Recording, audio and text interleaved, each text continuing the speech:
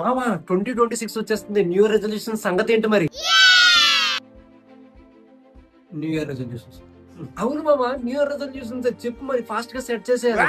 2025 లో పెట్టుకున్న 2 రెజల్యూషన్స్ చెప్పరాను అంటే మామా, అది 2025 లో పెట్టుకున్న వాటికి దిక్కు లేదు.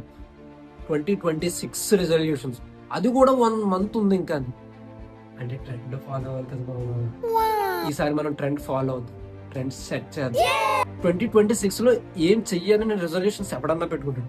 ఏం చెయ్యకూడదని పెట్టుకున్న వాడికి ఒక రేంజ్ ఉంటుంది. 2025 వరకు పెట్టుకున్న రిజల్యూషన్స్ ఏమి ఫుల్ఫిల్ చేయలేదు.